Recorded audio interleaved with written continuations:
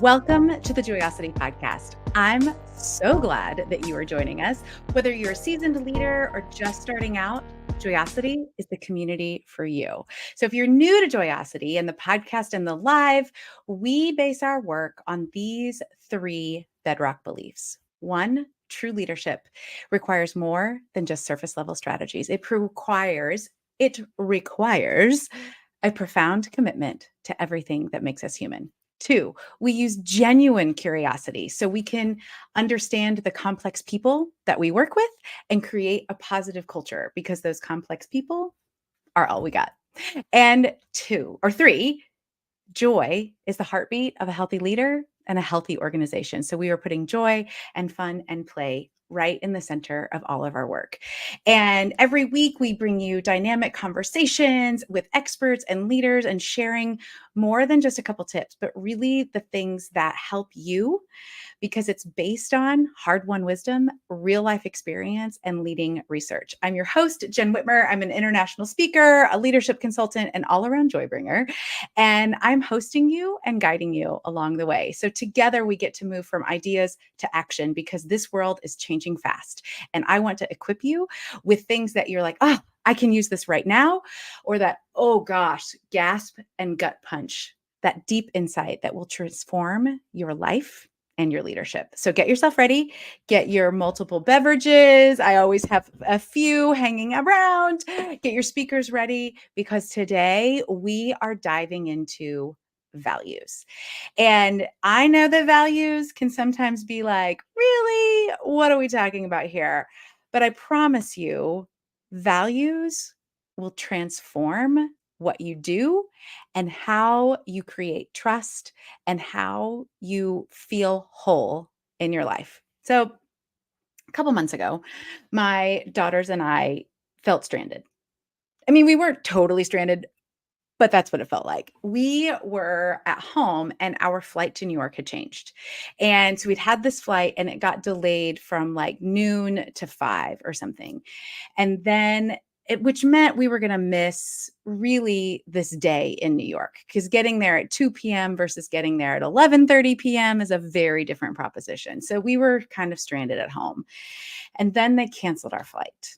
And we weren't going to get there until the next afternoon, which we were going to visit some friends and we had booked tickets to see Back to the Future at a 2 p.m. matinee. And we were going to miss everything. And we were really struggling and trying to figure out what to do. And I was like, okay, if I'm going to live by my values in this moment, I need to be curious. And so I asked the girls, I was like, what would you like to do? We could planes, trains, and automobiles this thing and try to get into a different airport and take a train to New York. What would you like to do about that? The second part of that question was not what should we do? It was, what do we want to do? What would bring us the joy? What would bring us the connection to other people that we want? Because curiosity and joy are two of my big values, hence Joyosity, where you are listening today. And that was really important to me to describe to my daughters, who are 18 and 15, that joy is worthy of asking that question about. It's not what should we do, but what do we want to do?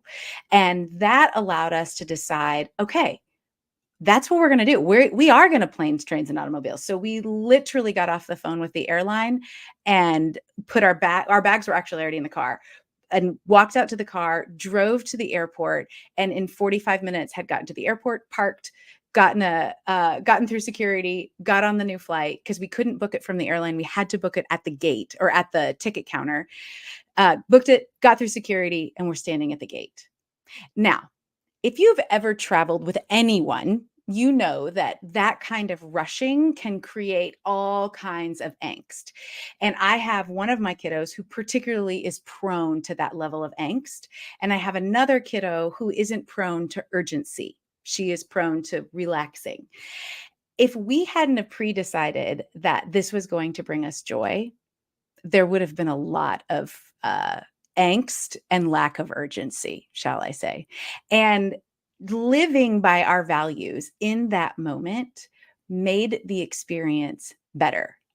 and more productive. We had to fly to Philly, we stayed the night in a hotel, we had to take a train to New York, all of those kind of things.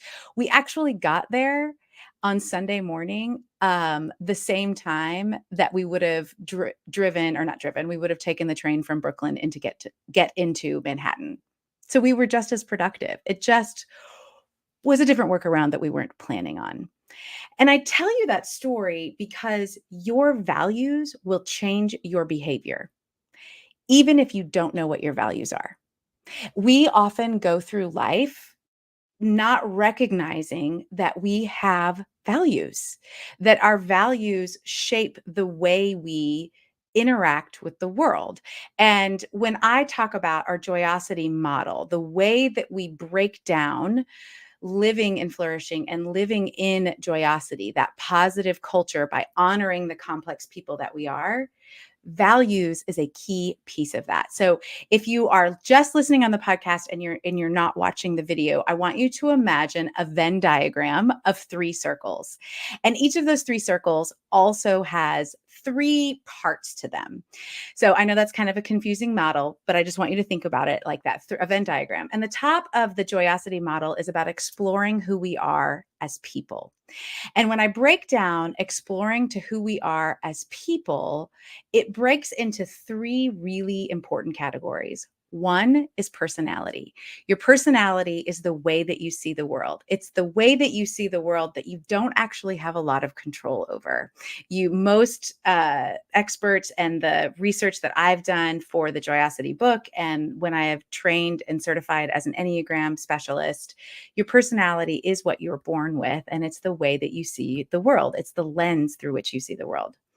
And then you've got stories, and that's the way that you interpret the way that you see the world. The stories are the meanings that you make from everything. And so you have to explore that. You have to explore and understand your stories. And then you have values. And your values are your chosen way that you get to see the world. Later, you're going to hear from Ken Black. He is our guest for the rest of the month, and he talks about the lenses of values, and that lenses, the way that you see these chosen ways, are the way you want to be in the world, your future self. He says it much better. So make sure you come back and listen. But the values are the way that you get to choose. This is the way I want to show up in the world. And the reason that matters as a business and as a leader is because when you are trying to create culture, it has to do with the people that you work with. That you can't have like a culture out of technology. Technology is an artifact in culture, but it isn't culture. People, the way that we do things together, the way we interact, is how we create a culture. Last month, Mo Carrick was on, and we talked about a simple definition of culture is the way we do things here. So we're talking about the way we lead, the way we explore who we are. It is a key piece of creating positive culture. And the reason why is because it's an important business aspect. You are going to reflect your values, whether you are aware of them or not. And when organizations and leaders identify their values, they create cultures that are high trust cultures, that are human centered cultures, and that have joy and positivity and happiness as a part of the outcomes of that culture. And what happens is those cultures, the people that have created that type of space, the way that we do things here is focused on those things, are more profitable. So the point of a business, the way that I like to see the world, the point of a business is to solve a problem. And when you solve a problem well, you make money. We all need a profit. We don't live in a world that doesn't require money. I am not that kind of Pollyanna. However, I do believe that if you put the profit as the most important point, you will fail. And the reason I believe that is I think it is intrinsic. We know that as humans. However, all of the research demonstrates that. So the research shows that companies and organizations that build high trust human centered cultures because they have identified values and value positivity and joy and happiness, they outperform other businesses by 400%. 400%. Values-based cultures that create business, that create a culture around that idea are more successful as a business. It holds true also as a leader because when you know what you value, you then have the opportunity to choose to live by those values. And here's how that creates trust. So, if I just want you to imagine if you've ever had this circumstance. You have a leader who says to you, "Yes, your input is really valuable to me. I really want to hear your input." So I have had a leader that has said that, and I took them at their word. They said they valued my input. They wanted to hear. And so I would say, "Hey, here's what I'm seeing. Here's the struggle that I'm having. I'm noticing that this isn't turning out well. This is a problem. And I've got a couple of ideas, but how can we work together to solve this?" "Oh, well, no, you're a problem. That's not what's happening." "Okay, help me understand what's happening." "Well, what you don't understand is," and then explaining things that I did actually understand.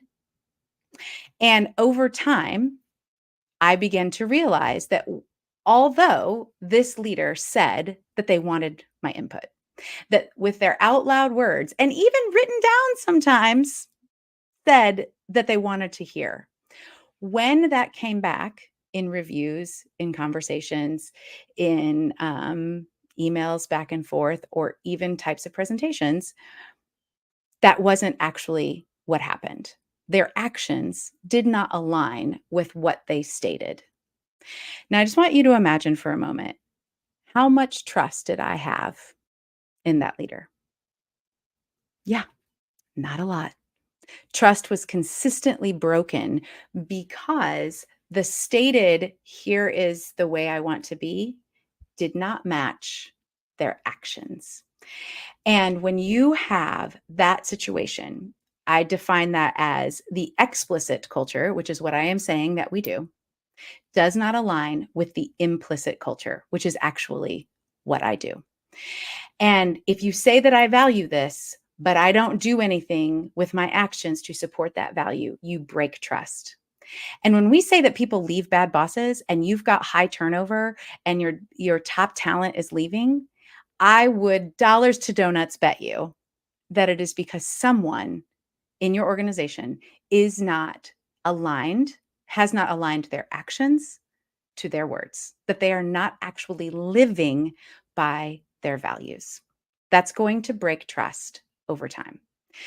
And when we're operating in that space, it's not necessarily because that person is bad. It is not even necessarily that they lack integrity. More likely than not, they haven't done the work because no one's told them that was important. And it's easy when I say this on a podcast, you're like, "Yeah, well, I know what my values are, but my leader doesn't." And so I want to challenge that a little bit. Do you?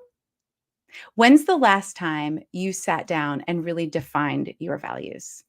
And I don't just mean like, yeah, I value faith, I value family, I value integrity or responsibility. I'm not just saying that you've done that, but you have taken the real work time to write it down, to then define what those things are for you. So that is actually really knowing your values. But the next step is fleshing that out. What does it really look like if I live by joy?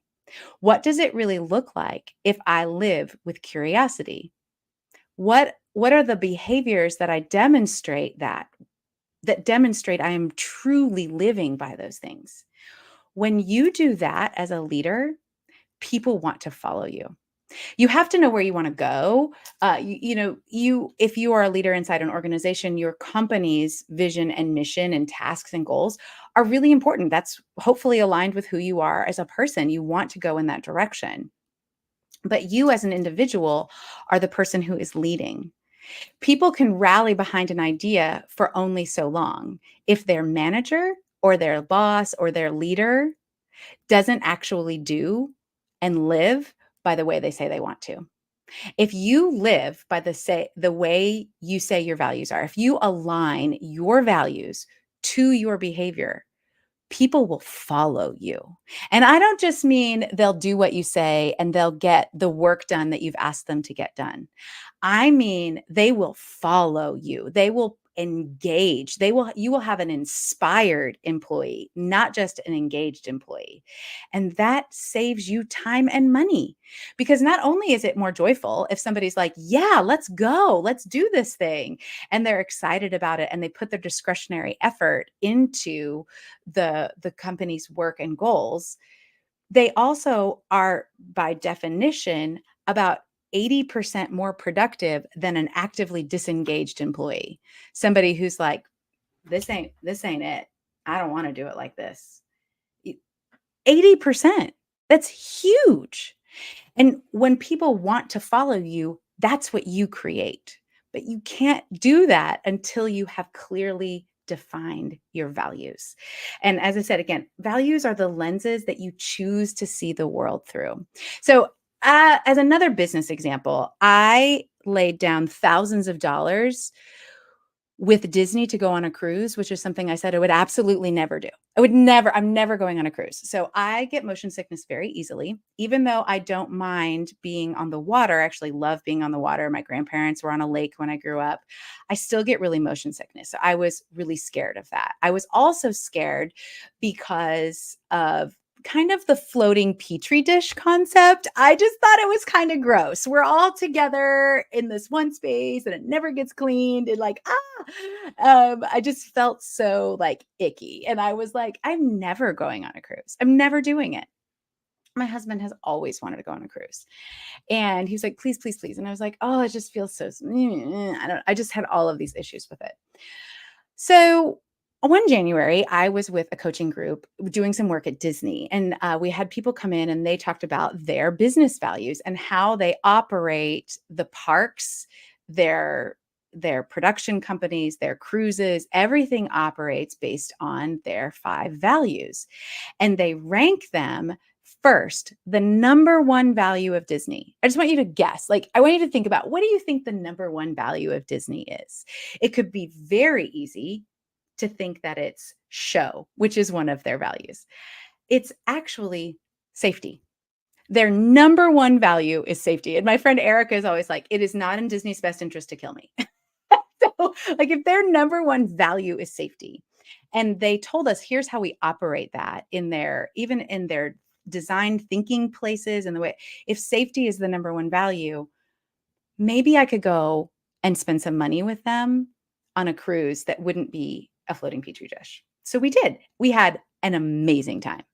So when you have a company that operates based on its values, your customers connect with you. They want to align with you because they know what you're about and they see it. You want that. Your customer acquisition costs go down because you are demonstrating this is who we're for, and the other people just opt out. When you as an organization live by your values, it changes who wants to work with you. So values are individual and they are also organizational. They matter to your business. And because of that work, back to the idea of culture, when we talk about creating positive culture and the explore category of who we are, that's why that work is so important to understand the personality, which is the way you see the world, to understand the meaning that you make, the mindset, the stories, and digging into what are our values. And I like to start with people of a big list of values. And we are digging into this at the Joyosity Retreat in November. And so if you want to spend the time, because working on your values is not a like, I'm eating a sandwich over lunch on my 15-minute break type of work. It's deep work. It takes focus. And that's why I love doing it with clients at retreats or extended periods of time, because you have the space to ponder, to do the work of identifying your values when you're looking at a page of 300 words. What do I really value? Takes a little bit of time. And so doing this at the Joyosity Retreat is super important. And we're also digging into stories and personality. So you walk away from the retreat really having worked on your mindset, knowing what your strengths and weaknesses are, and identifying your operating system of the way you want to live with values, which is going to create trust, which is going to create loyalty, a positive culture that ultimately not only improves your bottom line, but makes work a joy. You are working toward that space of wholeheartedness rather than the splitting apart feeling of exhaustion because you're living aligned to your values. Remember, I said at the beginning, you have values, but you don't always identify them. When you're living in exhaustion, it's because you're not living with your values. You're feeling shattered rather than wholehearted. And if the Joyosity retreat isn't for you, that's totally fine. I've got something for you that you can work through, a values worksheet you can have, and to help you identify your own values and to get you started along the way. And so you can download that in the show notes at jenwhitmer.com. And we will make sure that you have that in the show notes.